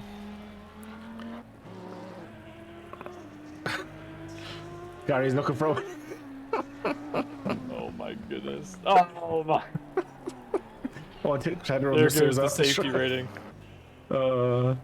Tedder gets down correct, so it's getting really slippery now. The boys are actually finding it hard to take the corner. As Webster's sideways. Woo! Oh, position. Matty Gamble coming for fifth now. Great job by Matty. It was a great recovery. From being last by quite a bit of time. Yeah, because he had to wait for all those cars to go past him. Yeah. After that mistake, he drove a very clean race. 100%. Even for Dudley, after that heavy damage, to get a P8 is phenomenal. That was a heavy one. So I think that's everyone done. And then Liam Smith. Oh, so Liam doing a bit of destruction derby, I would say, with other drivers. So yeah, that was absolutely phenomenal. So have a way here now. We jump into the chat and Amigos and have a chat with the drivers. For sure. So if you want to lead with the interview, I suppose you want to start with the race winner, or do you want to start with third place? I'll start with Tony. That's fine. Grand job. See you in there, bro. So, or he's not in there, but yeah. You can start then with Gary. My tyres were waiting. Hello, lads, ladies, and gentlemen. Hello, mate. How are we doing? Not too bad. Sky is absolutely mad to have a chat with Gary here for his P2. Gary, Hey. great race, man. Tell me, were you happy to see the rain not come to the very end? Yeah, I had a kind of light wet setup ready to go as well, and the car felt pretty okay on both setups. So, but yeah, preferred the dry, to be honest. So yeah, luckily for me, it stayed dry. Very Awesome. close at the end. Yeah. I won't lie. Coleman and I were kind of hoping that the rain would have come a little bit sooner, but still, I'm happy that you were able to. It kind of worked out for you. Yeah, I just kind of kept it neat and tidy, stay out of trouble. You know, like this track, it's not my favourite by any means, but I always say, I've been saying all week, like if you can have a clean race here, you're in with a shout of a top 5 easily. Yeah, so worked out quite well. Definitely very And, well done. this result just I think continues to stretch your lead out in the championship. Yeah, and I think with Franklin, don't think he was here, was he? I seen in the chat earlier. I didn't. He was off today. He left a message earlier on saying he couldn't make it tonight. Yeah, so that just kind of made it a little bit, bit handier. But yeah, enjoyed it. It's not a track that I like normally, but I actually enjoyed this one. And this is probably the first 1 hour race that I didn't actually hit the wall. So yeah, happy days. That is quite an accomplishment here. I was saying that throughout the stream that this, almost everyone, like, you have to be comfortable with driving with a little bit of damage here. But every time you hit those walls, it's kind of like a body blow. They add up over time, and then all of a sudden your balance is off, and then all it takes is one mistake, and then it's all over. Well, good job for you. Great job keeping it out of the wall today. Great finish. Colin, do you want to take it over? Talk to Tony or Chris? Yeah, I'm going to let you talk to Tony to get the final one in. I'm going to go to Chris because I just want to have a little chin wag with him for a second. Chris, that was a great race, especially the fact that you had the succession penalty as well.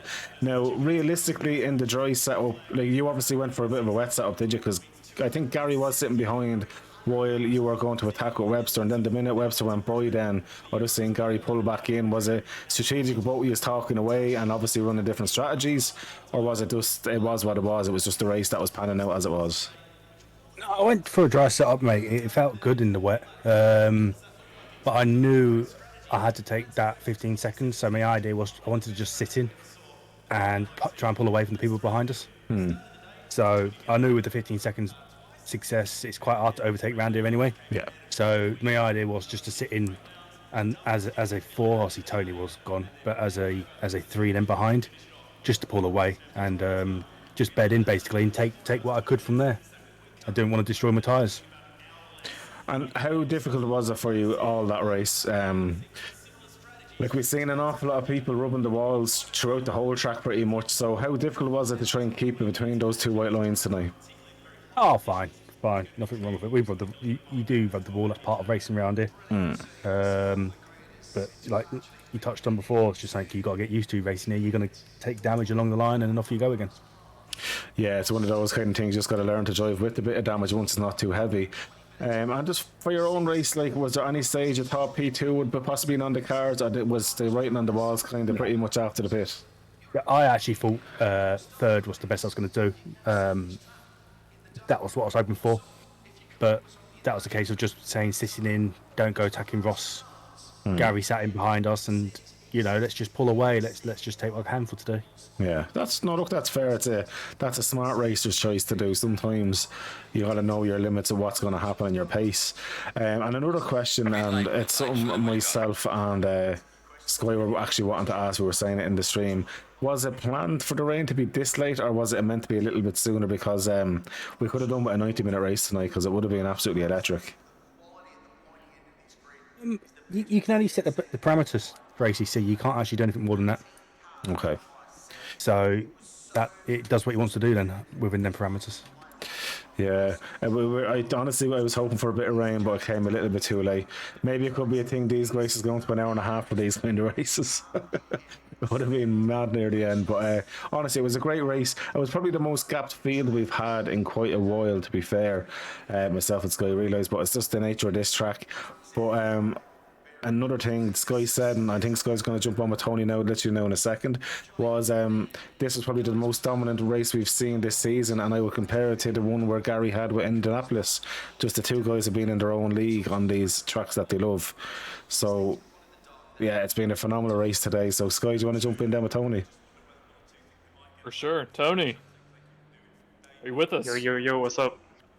Great drive today, man. I know how much you love Mount Panorama. Is it now your #1 track? I don't know. It's definitely top 3 for me, but I just love it so much. Just being able to pull off every corner and not making mistakes the entire race for an hour, it's unbelievable. So I'm really proud of myself for doing that. As you should be.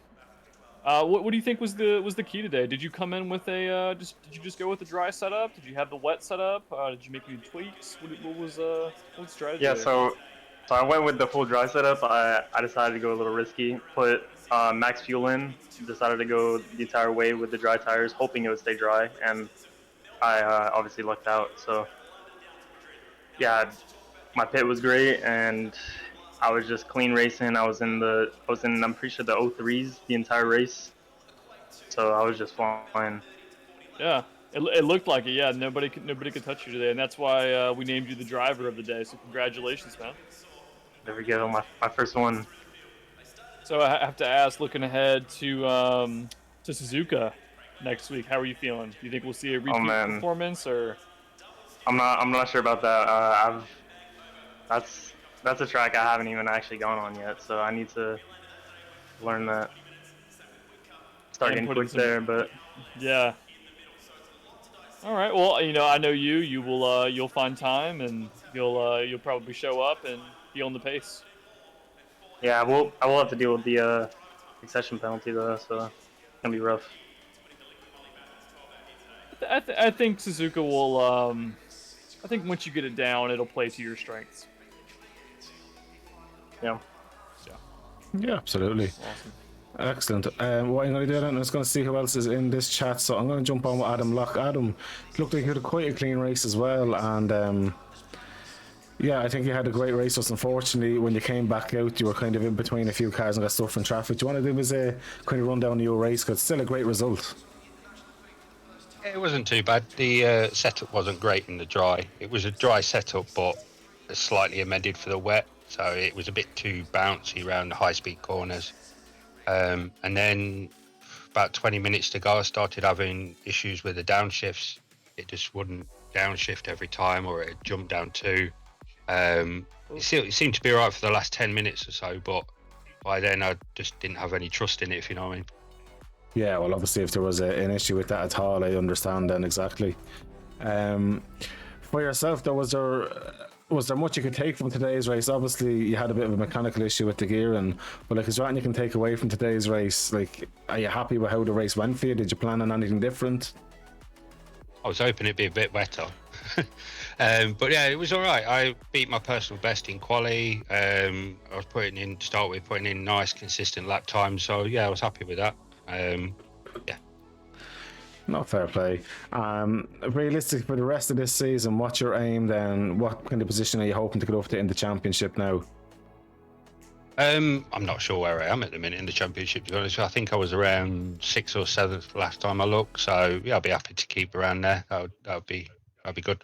Look, I think it's definitely worth doing. And did you think you could catch Matty Gamble in the last few laps? There was a point you were very, very close. No, he just had a bit too much speed for me today. There was times where, yeah, I think if I didn't have the downshift issues, I might have been closer. But I think just overall, he just had a bit better runs through the corner than I could manage today. That's very fair. Look, honestly, still a great race from you, and I love that Bentley out there. And we found out a fact about the Bentley. It's actually one of the lightest cars in the game around there. We only found out. Never knew that. It's one of the lightest GT3 cars in real life as well, even though it doesn't look like it. Oh, it looks like a boat, but it's a speedboat from the 80s. So you're now part of what was that? It was a Miami Vice, what had the speedboats in it. For my time. It was before my time as well, but I'm going to call you Miami Vice from now on. Sky, do you want to then jump on with someone else? And Adam, thank you so much for jumping in, by the way. No worries. Yeah, let me jump on with Adam Alpha Dog Meat here. Hey man, I know you've been in the Honda recently, but I'm sure that taking that around the mountain is a whole nother challenge. Can you walk me through that? I was doing okay till that bunch of ruffians messed it up. I mean, I don't know what they were playing at. I was just getting by, and then they all decided to crash into each other, and I don't know. But it's all part of my plan. I'm still hoping for a podium next week. You'll get it. I'll get one eventually. Yeah. No, it was. I took some damage from getting a shunt, which then just put the car off for the rest of the first lap, and I had so much damage by the time I reached Comrade Straight, I had to pit. And that was it. After that, there was I pitted before the pit was open, so I put extra fuel in, which I didn't need to, and things just got worse from then on. But I'd like to thank Liam for making my 12th place possible. Yes, he did a good job of elevating me there. Poor Liam. Poor Liam. I know, but I'm pretty sure it was him who punted me on lap 1. So I don't have a at clue. least there is balance.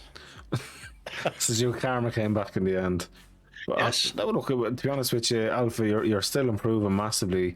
Even in qualifying today, you're starting to move up as well. So I'm looking forward to seeing what you bring for the rest of this season. And maybe next season you could be fighting Gary then for a win. You never know. And the likes of Tony there. I got a personal best here today, so Well done. small steps. But it is, but in fairness, like without having the race in the likes of this crazy league that is Amigos, you won't be improving as fast as as you have been doing. Do you know what I mean? Your rate of progression has been massive so far since I've seen you come in. I really enjoy racing with these guys. Well, I don't actually race with them; I just follow them around and get in the way occasionally. But it's a good experience, which I just keep recommending it to people and say, oh no, they're all mad there, and they drive in the rain and at night. And I mean, what is the point of being a sim racer if you're not going to experience everything? Exactly. Go out on sunny days? Nah.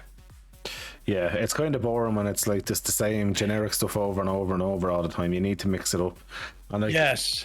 If you've even noticed with ERA as well this season, we have took a bit of a leaf in the craziness with weather as well. But that's down to thanks to Chris, because obviously Chris is an admin there and obviously owner of Amigos as well. So Chris has been working his magic elsewhere as well. Well, this is all prep work for it, and I can't recommend it highly enough for 100%. everybody. 100%. And look, you're an absolute legend. For every 21-year-old aspiring racer, be like Mr. Alpha Dog.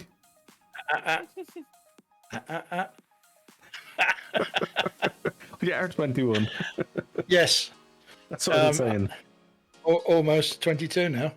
There's a bit of VAT with that. Well, sure, look. Yeah. And we'll jump on. There's one person.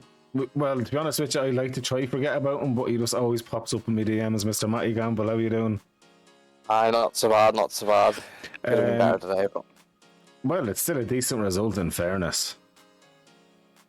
yeah, but yeah, I'm happy to get fifth out of what it was, but like, seeing the pace I had, and I had like 12 seconds of damage the whole race and 29 and a half Talk us through that PS. start though. Just talk us through when you lost the rear of that car. What was going through your mind and how was it? What happened? Was it just like did it hit a bump?